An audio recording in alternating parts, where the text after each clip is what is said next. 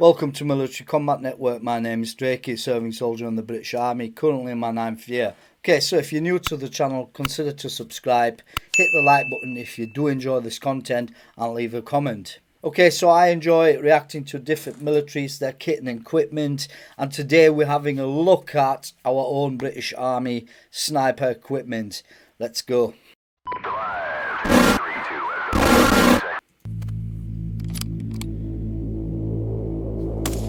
Bravo, 1 down. This is a weapon system you're probably most familiar with, the 338 sniper rifle. This is an 8.59 caliber weapon system that is bolt action and has a magazine of 5 rounds. It can accurately engage targets up to 900 metres and harass up to 1500. However, depending on the shot and the training that the sniper has had, he can shoot further. On top of a rifle, you've got the Smith & Bender 5x25x56 scope. What this means is this sight can go from ×5 to ×25 zoom. Decent. This is the primary weapon system used by snipers for long range shooting. The SA-80. This is a primary weapon system used by all snipers depending on their role. It is a close quarter weapon system that is used for anti-ambush drills and small range engagements. This is okay then, for those people not in the British Army or living in the United Kingdom, and people, you know, from America, wherever you're watching from, this is the standard assault rifle in the British Army that every soldier in the British Army uses. Carried by the sniper number 1, the shooter. This is also potentially carried by the sniper number 2, the spotter. The sharpshooter rifle. This is used, depending on a unit's role, by the sniper number 2. It is a 7.62 weapon system that is accurate out to 600 metres. However, depending on how the shot is trained, can shoot out to 900 metres. This is being used in conjunction with the sniper rifle to assist in engaging targets at a further distance that may be required for the SA-80. The general service pistol. This is a 9mm caliber weapon system that is carried by snipers conducting rural observation posts or urban observation posts.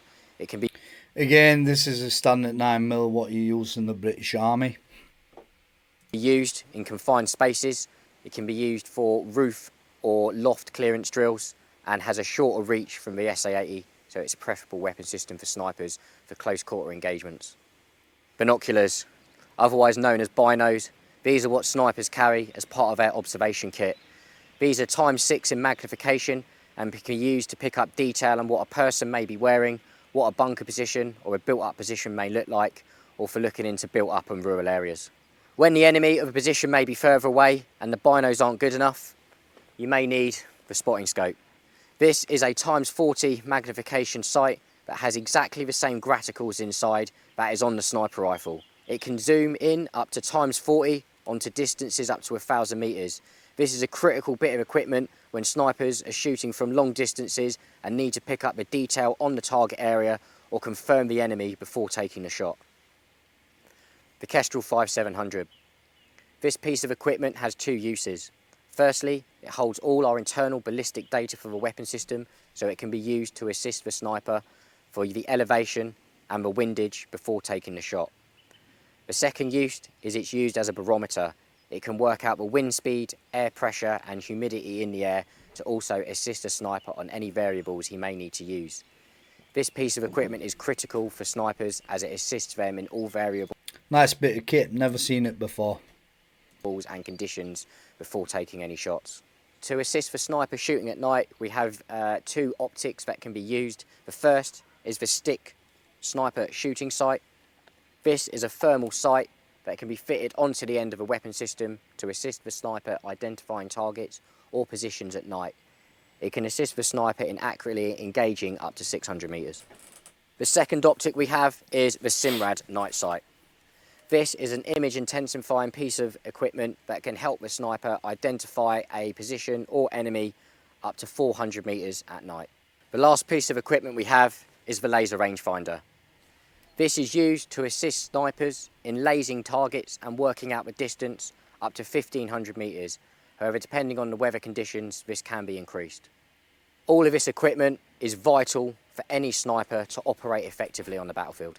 Interesting to see what our snipers actually use in regards, kit and equipment. I've not done the sniper course myself.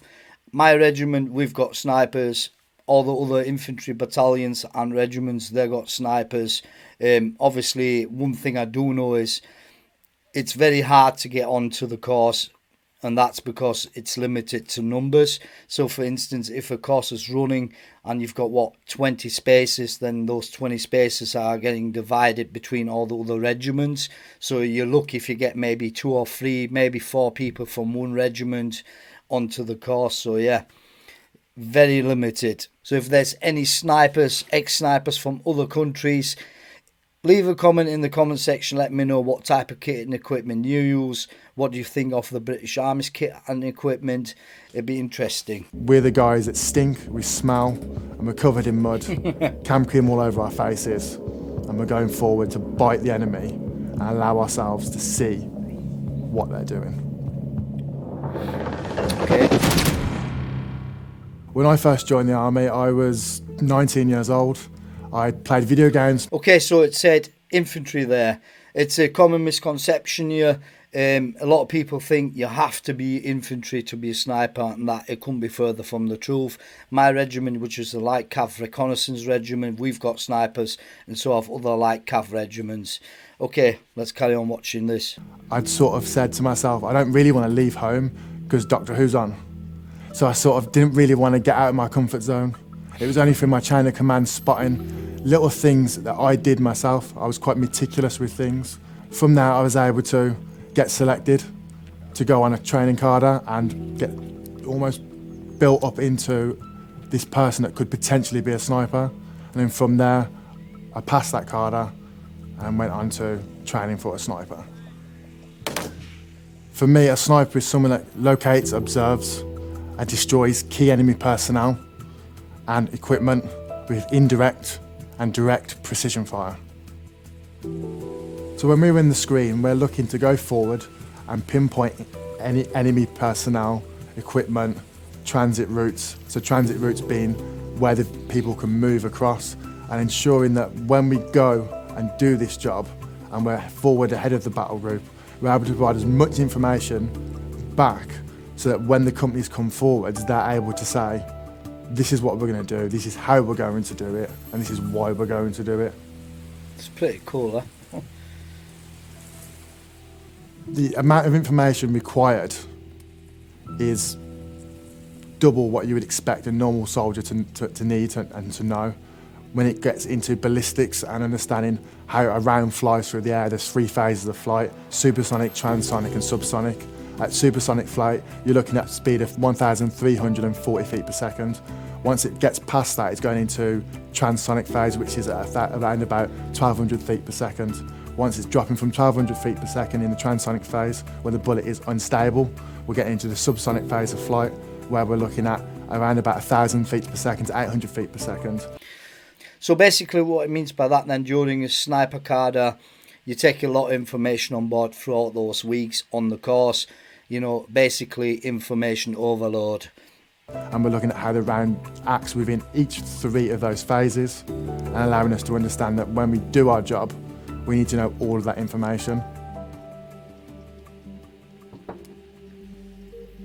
A ghillie suit is 70% natural camouflage and 30% Hessian, so sandbags. We cut up sandbags and other bits of craziness to make us look like we're part of the ground. When you put that ghillie suit on, that's when you realise that you are a sniper and you're about to go forward ahead of the enemy and enable yourself to observe without being observed.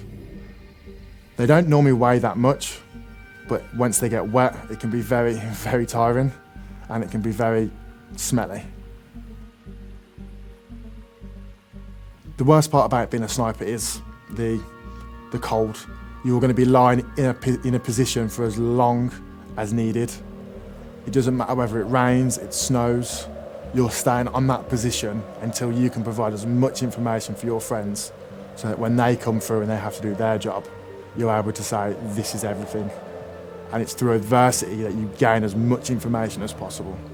You're looking at developing your own sort of personal rigour. You want to be the sort of person that just wants to help And through that need and want to help, you're going to push yourself further than you thought you could.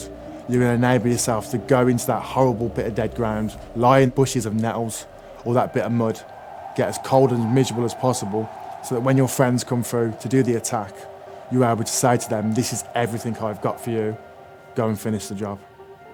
You see that here? Sniping's a passion, it's not a career move. You come into being a sniper because you want to do something different. It might have been from some crazy antiquated notion of being a superhero, but I can promise you it's not. All it is about providing as much information as possible and being the most knowledgeable person around, and that's all it takes to be a sniper. I've currently been in for 7 years, and I'm looking at potentially doing a whole career. The opportunities in the army for me are very good, and it enables me as a young soldier to get up to £32,000 a year for a job I love, and bonus of that is it doesn't actually feel like work, it's more what I enjoy day to day. Yeah, that's right though. You know, like you just said, a lot of the time it doesn't feel like a job, it's something you enjoy. Again, you know, in regards to sniper and that, everyone's got a different career path in the British Army. Again, I don't know how it works in the United States Army or, for instance, the Philippine Army, etc., etc. But in the British Army, it's very good for career paths. For instance, you've got different trades, obviously, depending what trade you're in, and then within that trade, you can develop yourself, you know, to become a better soldier, and also almost, I'd say, like a specialist, you know, like someone who's got a lot of knowledge, like, for instance, in vehicle maintenance, and then take that further, you know, to become a vehicle instructor. Same as a sniper, obviously, you know, he's taking a different path in that job. So basically, after he's done that, he's probably gonna, or has probably already done, skillet arms instructor. So it all leads to different paths, which is really good in the British Army. But anyway, guys, I don't want to waffle on too long. Leave in the comment section what you think of our British Army snipers, our kit and equipment. It'd be interesting to see what you guys think from across the pond or whatever country you're from. Let me know in the comment section, and I'll see you in the next video. Take care.